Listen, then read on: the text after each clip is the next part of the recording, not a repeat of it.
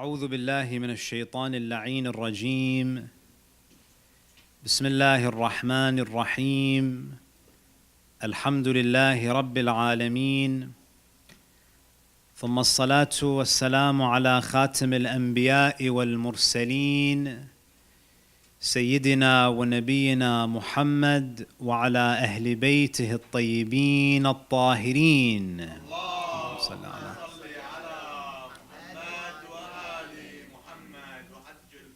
ولعنة الله على أعدائهم ومنكر فضائلهم من الآن إلى قيام يوم الدين. رب اشرح لي صدري ويسر لي أمري واحلل عقدة من لساني يفقه قولي.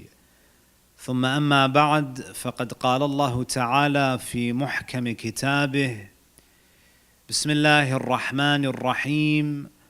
محمد رسول الله والذين معه أشداء على الكفار رحماء بينهم تراهم ركعا سجدا يبتغون فضلا من الله ورضوانا سيماهم في وجوههم من أثر السجود. صدق الله العلي العظيم. صلوا على محمد وآل محمد.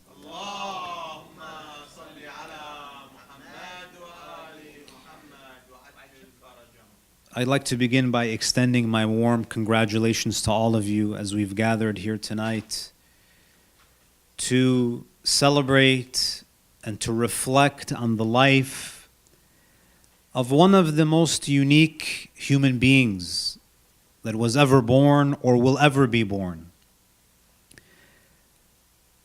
Thousands upon thousands of books have been written about the personality of Ali ibn Abi Talib.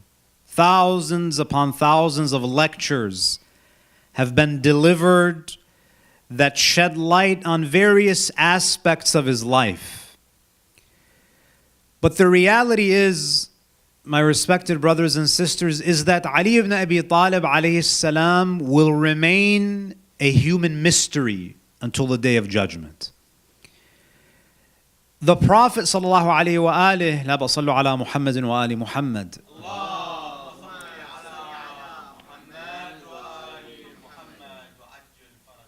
He says, Ya Ali, ma arafa Allah illa ana wa ant. O Ali, no one knows God. No one has true ma'rifah of Allah other than me and you. And this is an astonishing hadith because the Holy Prophet ﷺ doesn't say that me, you, and the Anbiya that came before us. The ma'rifah of these two individuals supersedes all others. And if you want to gain a glimpse into the knowledge that Ali ibn Abi Talib has about God, read the first sermon in Nahjul Balagh.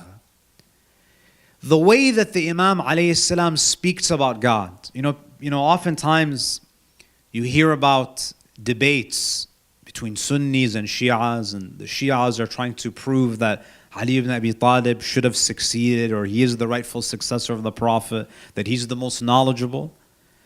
The best evidence is Nahjul Balagh.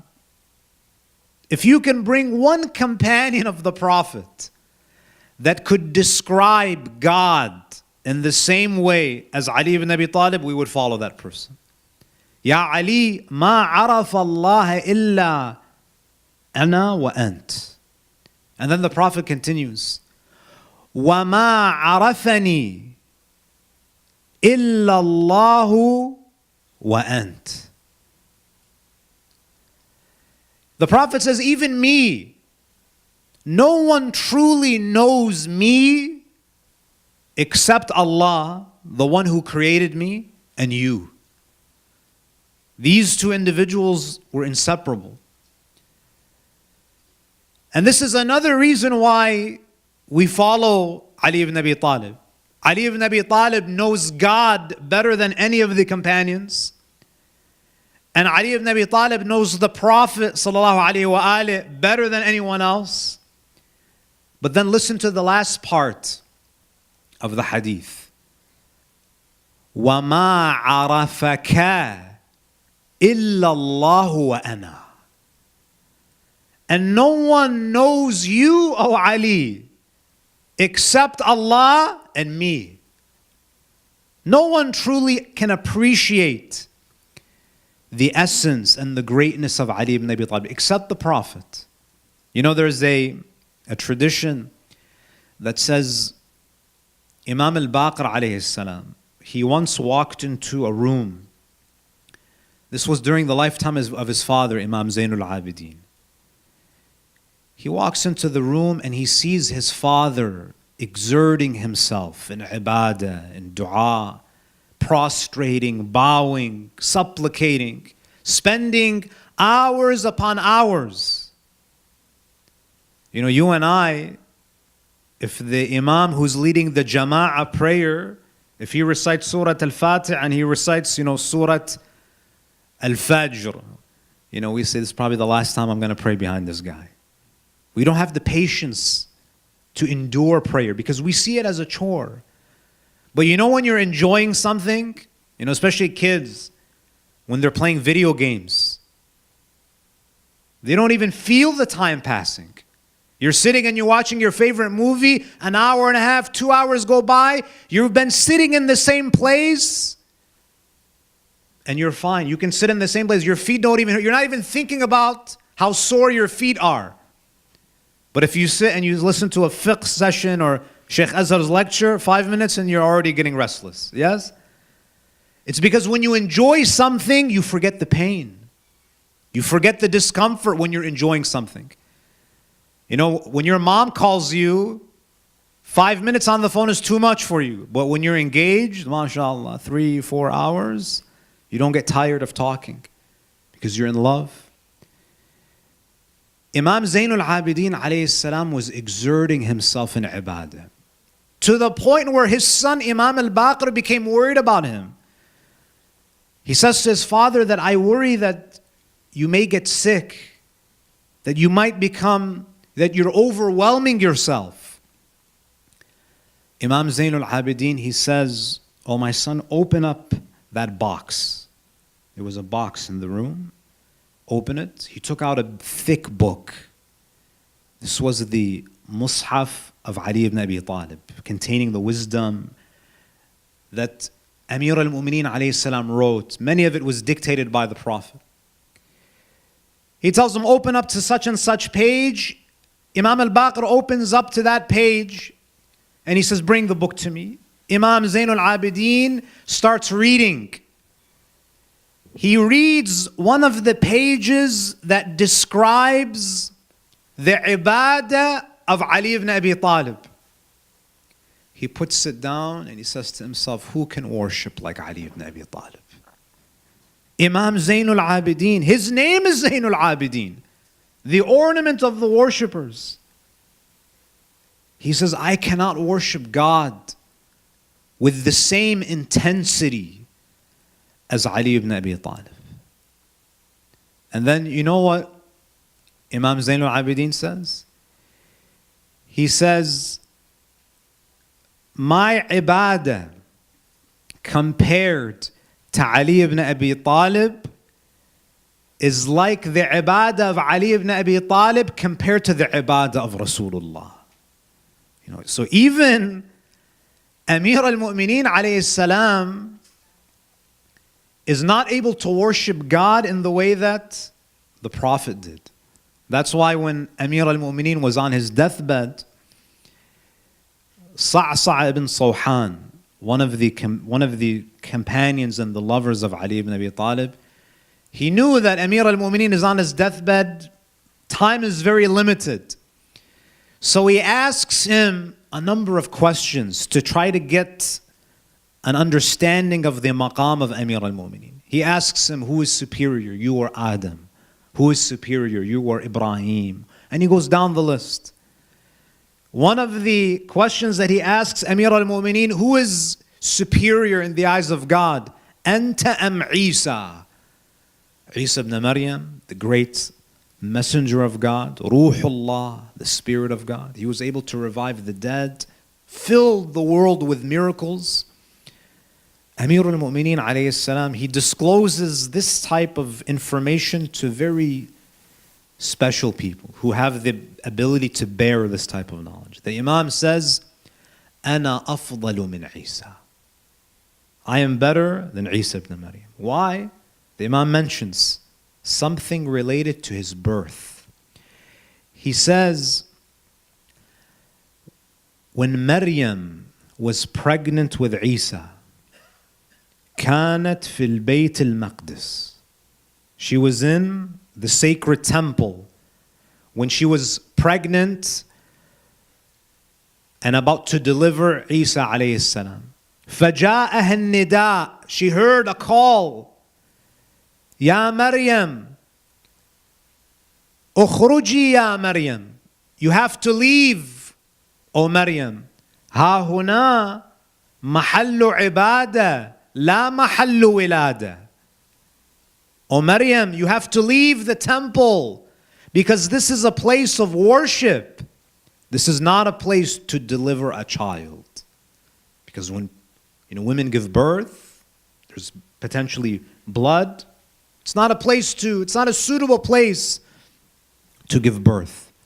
And then Amir al-Mu'mineen says, but when my mother was pregnant, she came to Masjid al-Haram and she clinged on to the Kaaba. And she asked Allah Azza wa Jal to make her delivery easy for her. And the Imam alayhi salam says the walls of the Kaaba split and she heard a voice saying, Enter, O Fatima. Allahumma salli ala Muhammad wa ala Muhammad. So Amir al-Mu'mineen alayhi salam is a unique personality. Everything about him is unique. The circumstances of his birth, they were unique. It was a miraculous birth. The way that he died was also, in my opinion, it was miraculous. It's not, brothers and sisters, you and I, when we get a paper cut, we say, ah. Imagine you're in prayer. You know that you're going to get struck. If you and I were praying, we wouldn't be able to face the Qibla.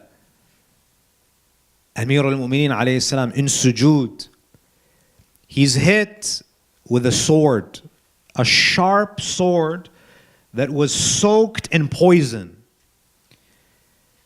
Human beings naturally, Amir al-Mu'mineen is a human being. He has a nervous system. He feels pain. But don't you think it's amazing that when he was hit on his head in sajda, he doesn't even say, ah. Can you imagine that? It would be natural for someone to express pain. He's hit with a sword and he says, Fuztu wa Rabbil Kaaba. Isn't this miraculous? His birth was in the Kaaba, and when he was hit in the mihrab by the Lord of the Kaaba, I'm successful. I have won. What did he win? For most people, this is a tragedy. What did you win? The Imam alayhi salam is expressing a phrase of celebration.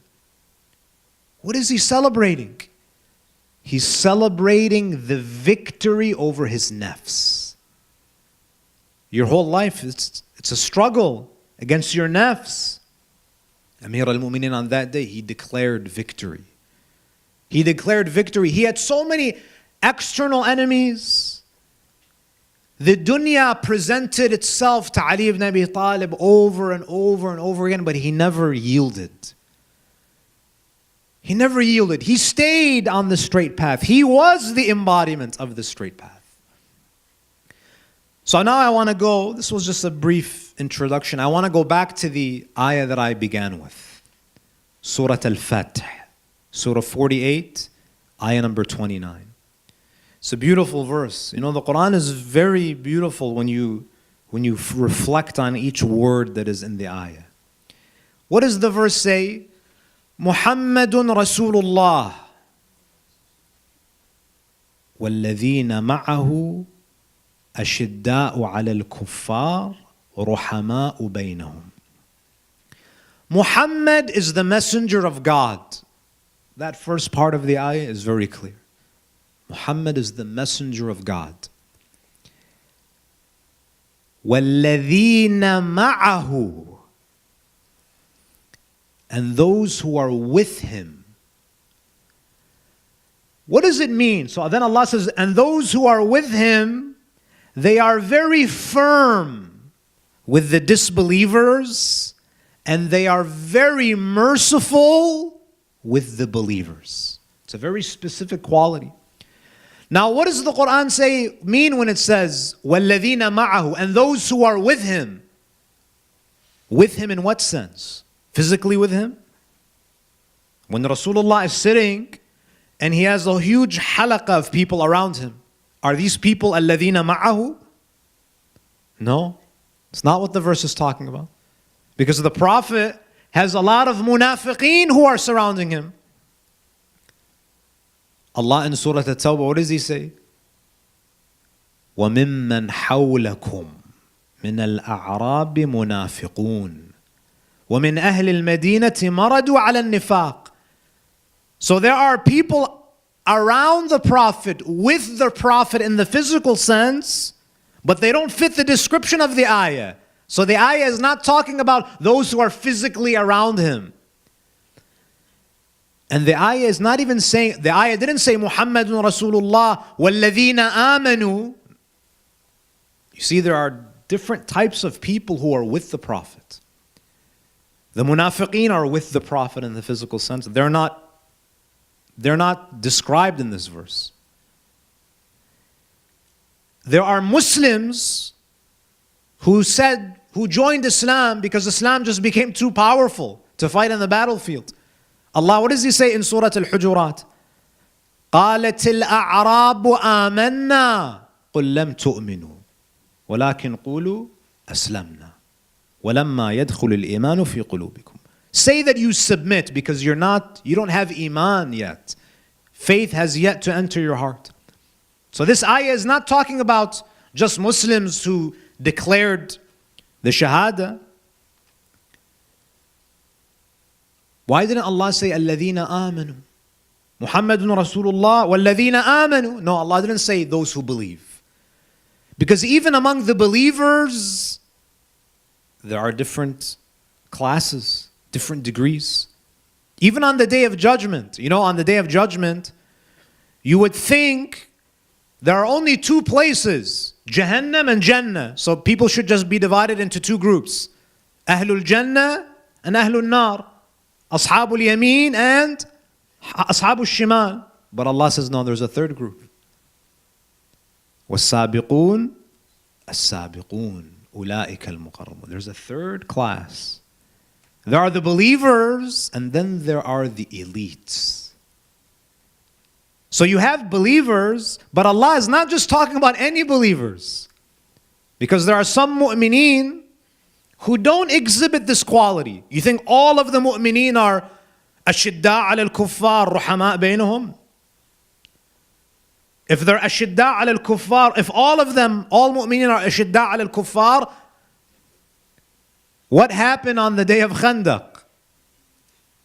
When Amr ibn Wadd al-Amri was challenging everybody, what happened to أشداء على الكفار? No one was أشداء على الكفار. Only one man. So in the Quran, there are الَّذِينَ آمَنُوا, and then there are what? الَّذِينَ مَعَهُ. Those who are with the Prophet, who are the closest ones to the Prophet. What is the description that Allah gives? أَشِدَّاءُ عَلَى الْكُفَّارِ رُحَمَاءُ بَيْنَهُم. Brothers and sisters, this ayah the description of this ayah fits no one other than, among the companions other than Ali ibn Abi Talib. أشداء على الكفار رحماء بينهم. You know, brothers and sisters, what is amazing about Ali ibn Abi Talib is that he possessed antithetical qualities. Qualities that almost seem to be contradictory. You know, if you think of someone who's extremely brave and courageous and fearless, when you think about a warrior, what's the first thing that comes to mind? You know, usually when someone exhibits the quality of shaja'ah, bravery, courage, fearlessness, chances are such a person is not going to be very gentle and merciful. What typically happens in human beings is that when one quality is intensified, other qualities are compromised. So for example, you guys have seen the movie 300, yes? When you think about, ancient Greece, Spartans, I don't remember any scenes where, they were sitting and, stroking the heads of orphans, and they were very fierce, harsh, tough. So when you look at the Spartans of ancient Greece, I don't think anyone would describe them as, wow, that's such a compassionate group of people. The gladiators of Rome, would you describe them as, wallah, they're very soft people. So much rahmah in them. They're merciless. They have no mercy. They're trained to kill. They have this quality of shaja'ah, and they were able to develop it because what? They crushed the side of mercy. They almost had to eradicate mercy from their hearts to reach these levels of bravery and courage. The Vikings, the samurais, you think of any warrior that you can imagine. They're fearless, they're tough, they're rough, but they lack what? They lack mercy. They lack compassion. And conversely, usually when you see someone who's very compassionate, very gentle, very merciful, chances are they're probably not going to be the most fearless or the most brave. Generally, when one quality increases, it's almost like they're inversely proportionate. When courage increases, mercy and compassion decreases. When you look at, for example, people who are off the charts intelligent, what typically happens? When someone is very, very intelligent, they spend day and night in the library, usually they're probably not going to be the most social people. That's why, a lot of your professors, they're socially awkward. Right? Because he's a dork, right? Of course, you don't want to call him that. But usually they spend a lot of time reading and they forget how to interact with other human beings. So they're highly intelligent, but they're socially awkward. They lose that sociability. People who have a lot of power, people who are in high positions of power, typically you see that they like to indulge. They like to live a lavish life. It's very rare to find someone who's a king or an emperor or a president who lives a very simple life. He sleeps on the floor? No, he's not going to sleep on the floor. All of them private jets, they live it up. Someone who loves God, right? Someone, when you increase your love of God, what happens usually? Your fear of Him starts to diminish. If you increase your fear of God to a very high level, your love of God starts to decrease. It's difficult to strike a balance. But with Amir al-Mu'mineen, all of these areas. That's why the poet describes Ali ibn Abi Talib. He says, هو البكاء في المحراب ليلا. That Ali ibn Abi Talib, he is the one at night, he's crying in his mihrab. هو البكاء في المحراب ليلا هو الضحاك إذا اشتد الضراب. But in the battlefield, he's smiling. No one was able to shake Ali ibn Abi Talib. He was unshakable. You know, it reminds me of, you know, the battle, all of you know the Battle of Uhud. The Battle of Uhud was an amazing day. It was a day where Allah tested the believers. In the Battle of Uhud, of course, many of the companions, they disobeyed the Prophet. And the Prophet was surrounded by his enemies, and someone in the midst of this commotion, there was a stampede, someone shouted out, لَقَدْ مَاتَ Muhammad. Muhammad is dead. The Prophet fell, his front teeth broke. So what happened? Almost all of them retreated. Many years later, someone asks Amir al-Mu'mineen, "Oh Ali, in the Battle of Uhud, almost everybody ran. Why did you stick around? You didn't run. Everybody ran. Why did you stay firm? Your feet were firmly planted." The Imam says, "Go ask the people who ran. Ask them, see what they say." So this person, the Rawi, he goes and he asks, many of the companions were still alive, "Why did you run?" They said, "Because someone shouted, لَقَدْ مَاتَ Muhammad. Muhammad has died, and we ran because we thought to ourselves that if Muhammad is dead, there's no point in fighting. If Muhammad has been killed, there's no point in fighting." So he comes back to Amir al-Mu'mineen. He says that I asked them why they ran, why they retreated in the Battle of Uhud. They said because someone yelled out that Muhammad has been killed, and if Muhammad has been killed, there's no point in fighting. You know what Ali ibn Abi Talib says? He says, to me, if Muhammad has been killed, the reason why I stayed is because if Muhammad was killed, there's no point in living. Amir al-Mu'mineen says, if Muhammad has been killed, I want to fight and die with him. This is the difference between Ali ibn Abi Talib and others. He says, I didn't run because if the Prophet has been killed, there's no point in living after that. هو البكاء في المحراب ليلا هو الضحاك إذا اشتد الضراب. He had these antithetical qualities. No one would bring him down to his knees. He was unshakable. Can you imagine, in the Battle of Badr, Ali ibn Abi Talib, sometimes we forget how young he was in these battles. On the day that the Prophet died, sallallahu alayhi wa alayhi, Amir al-Mu'mineen was 33 years old. Which means in the Battle of Badr, he was maybe 23 years old. 23. A 23-year-old kills 35 out of the 70.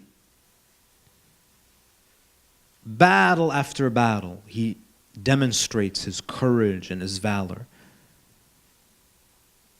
Amir al-Mu'mineen, he even says, لو اجتمعت العرب على قتالي لما وليت عنها مدبرا. Imam Amir al-Mu'mineen, he says, if all of the Arabs gathered to fight me and it was just one against all of them, I wouldn't turn away and run. One thing that we learn from Ali ibn Abi Talib is that if Allah is with you, it doesn't matter who's against you. This is an important lesson that we learn from Ali ibn Abi Talib. We always complain about we're outnumbered, we're a minority. If Allah is with you, if you're obedient to Allah, it doesn't matter who's against you. And this is an important lesson we learn from Ali. So no one could shake him. No one could bring him down to his knees. But this same Imam, if he were to see an orphan, he would break down. He had a very soft heart. Amr ibn Wudd al-Amiri could not shake him. But if Amir al-Mu'mineen, he sees a widow, if he sees an orphan, he couldn't control his tears. The Imam alayhi salam, he says, ما إن تأوهت لشيء رزيت به كما تأوهت للأيتام في الصغر. There's nothing that shakes me and brings more sorrow to me than seeing little orphans, because they have no protector. They're vulnerable. So the Imam alayhi salam, he was fierce, but he was also gentle. Such a gentle soul, brothers and sisters. Amir al-Mu'mineen alayhi salam, he was so gentle that he would go out in the middle of the night to distribute food to poor families. Can you imagine? Why? Why would he bother himself with this? Because someone like Ali ibn Abi Talib cannot sleep if he knows that people are hungry. Have you ever seen a warrior like this? Unshakable in the battlefield, unflinching courage. But he's so concerned about people. You know the story about the widow, Amir al-Mu'mineen. He was the Khalifa at the time. And he saw a widow carrying, she was walking with her orphans in the street. She was carrying some heavy bags, a heavy load. The Imam alayhi salam, of course the Imam, he doesn't have an entourage of bodyguards. There's no motorcade. He's not even, if you were to look at him and you didn't know Ali ibn Abi Talib, you would think that it's just an average person. Unfortunately, if you go to Iraq, 60 cars, bodyguards. It's not even the prime minister, some assistant who works in an office of the mayor. All these bodyguards and all this. For what? Amir al-Mu'mineen alayhi salam, the Khalifa of an empire that covers 50 countries on today's map. He sees a widow and he offers to help. When he offers her help, she says, "May God bless you, may Allah reward you, and may God never forgive Ali ibn Abi Talib." If it was you and I, we would say, whoa. I'm Ali ibn Abi Talib. What are you saying? He doesn't even tell her who he is. He stays silent. He says, why? Why do you say, why are you making dua that Allah never forgives Ali ibn Abi Talib? She says, my husband went to war with him and he was killed in battle. And now, look at these orphans. My life is a mess. The Imam alayhi salam, when he heard that, it broke his heart. The Imam, he walks with her. He says, let me get you some more food. He brings food. He says to her that, would you like me to cook for you and your family? I want to offer you some help. Would you like me to cook, or I can play with your children, with the orphans? She says, I'll cook, you just keep the orphans entertained. The Imam, he gets down on his knees and he starts playing with them. Have you ever seen any warrior like this? Any president, any prime minister? Maybe they'll do it if there are cameras. If there are cameras, they might do it. But there's no one there.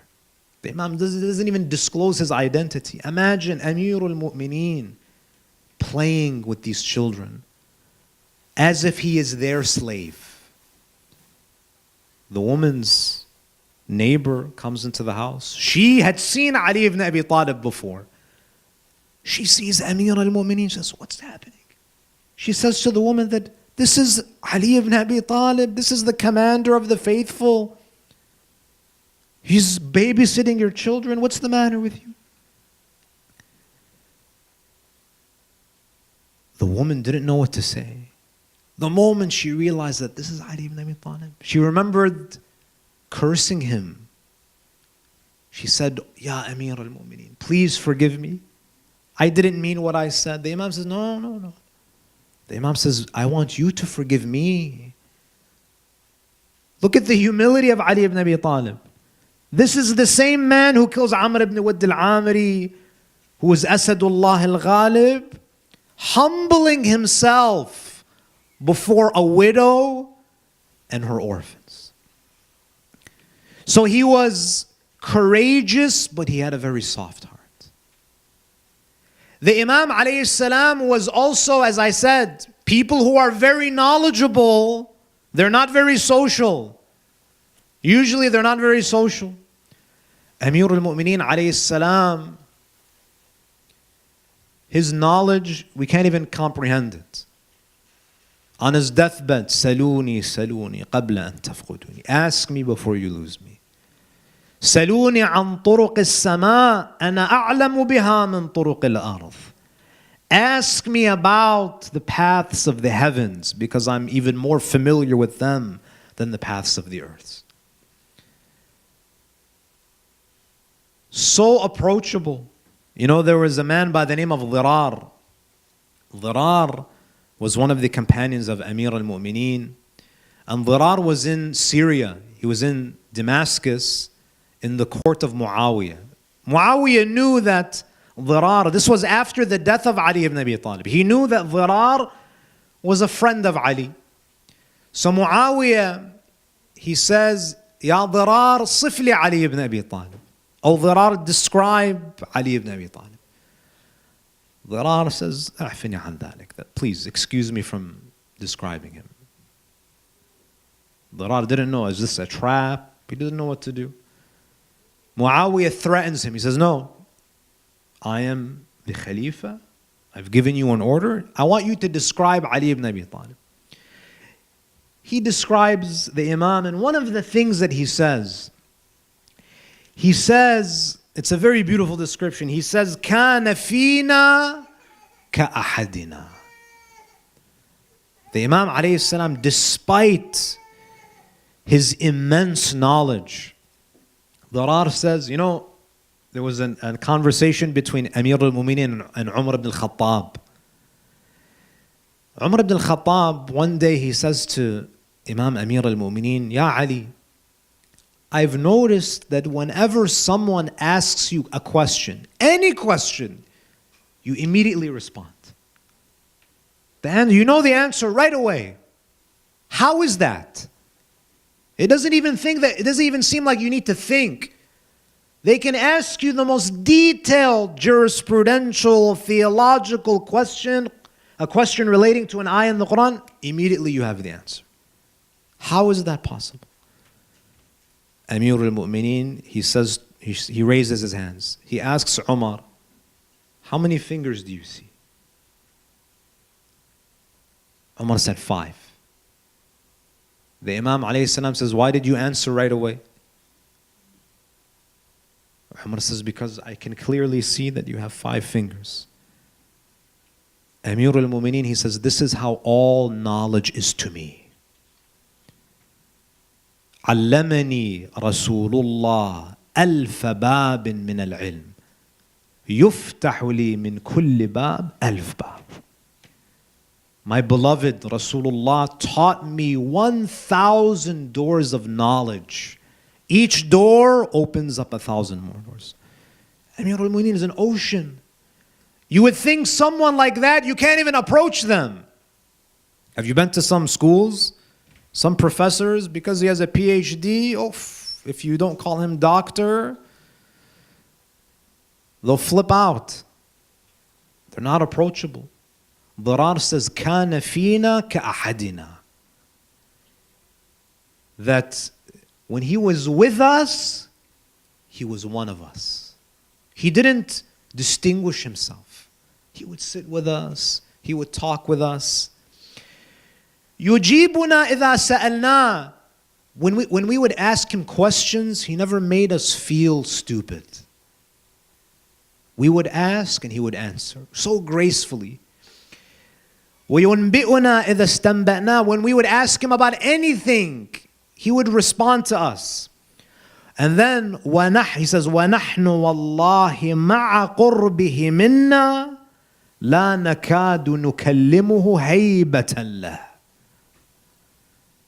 Dhirar says, even though we felt so close to him, sometimes it would be difficult for us to speak to him because of how much we revered him. You know, when you're sitting in the presence of a great personality, no matter how much they try to humble themselves, it's still difficult to carry a conversation with them. So on the one hand, Amir al-Mu'mineen, he's able to combine these two antithetical qualities. supreme knowledge with this down-to-earth attitude, this sociability. And the Imam alayhi salam, he had great political power. He had Baytul Mal under his control. You know, people when they get access to money, all of a sudden what happens? You see they start wearing the nicest clothes. They start buying the best cars. They live in mansions. People who have access to money, they show it. Amir al-Mu'mineen alayhi salam, you think Amir al-Mu'mineen was poor? Amir al-Mu'mineen was not poor. He was high in production, but he was very low in consumption. He used to give. After the assassination of Uthman, the entire ummah surrounded his house. This is probably the first time in history where the people are begging someone to be the Khalifa. Usually, you know, today people, they have to campaign, they have to try to convince you, please vote for me. Amirul Mu'mineen, they were begging him. They begged him. And they all came from all around the Islamic empire to pay allegiance to him. Imam Amir al-Mu'mineen was inside of his house. What was he doing? He was fixing his sandals. They had torn. The Imam was sewing. He was stitching his sandals. People are lined up to give bay'ah, to pledge allegiance to him. He's gonna become the Khalifa. All of these people have been fighting for power. It's now presented to Amir al-Mu'mineen on a silver platter. They're all lined up to put their hands in his hands and declare and pay him allegiance. Ibn Abbas, he comes inside. Everyone is looking. Where's Ali ibn Abi Talib? He sees that Ali ibn Abi Talib is stitching his sandals. Ibn Abbas says, Ya Amir al-Mu'mineen. Everyone is waiting. Delegations from all around Arabia are here to pay you allegiance as Khalifatul Muslimin. Amir al-Mu'mineen, he looked up. He says, Ya Ibn Abbas, ma qiyamatu hadhihi an-na'al? What do you think this sandal is worth? Ibn Abbas, what are you talking about? Everyone is here to give you allegiance. You're asking me how much a sandal costs? The Imam says, yeah, how much is it? If I wanted to sell it, how much is it worth? Ibn Abbas says it's worthless. Maybe a dirham, maybe 2 dirhams max. Imam Amir al-Mu'mineen, he says, Wallah, lahiya ahabbu ilayya min imratikum. This sandal is more beloved to me than the Khilafah. إلا أن أقيم حقا أو أدفع باطلا. This sandal is more beloved to me, it has more value to me than this Khilafah, unless I use this position to uphold justice and eradicate injustice. That's the only way that power has value. This was Amir al-Mu'mineen's attitude. Such a simple person. You know, on his deathbed, this is after he was struck by Ibn Muljim. You know, you can imagine that it's the best month out of the year, the best day out of the week, Friday. You're doing the best action, which is salah. You are in the best part of the salah, sujood. Someone strikes you on your head. You are going to die as a shaheed in a day or two. Is there any doubt that you're from Ahlul Jannah? His daughter brings a tray. Imam Amir al-Mu'mineen, he's going to die. He's on his deathbed. She brings food. What is on the tray? Remember, he's Khalifatul Muslimin. Dry bread, khubz al-sha'ir, dry bread, and a cup of yogurt and salt. When Amir al-Mu'mineen saw this, you know, you would think that I'm only going to live for a day or two. Let me eat the best food. Let me enjoy the last day or two that I have. I'm going to die as a shaheed. Jannah is guaranteed. But look what the Imam says.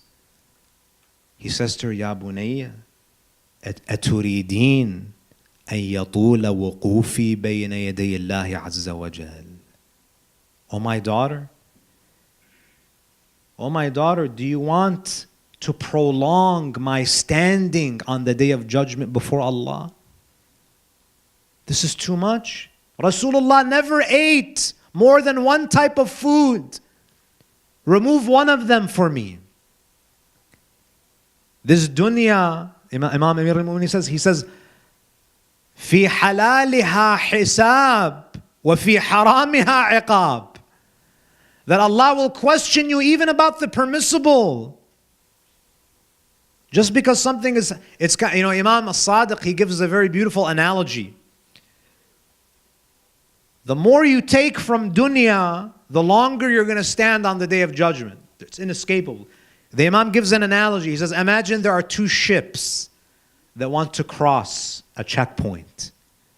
One ship is empty, and one ship is full of merchandise. Which one is going to pass through quicker? The empty ship or the one that has all of the merchandise? The empty one. Even if all of the merchandise is legal and it still has to be examined. You're going to be questioned about it. Amir al-Mu'minin, he tells his daughter that don't prolong my stand on the day of judgment.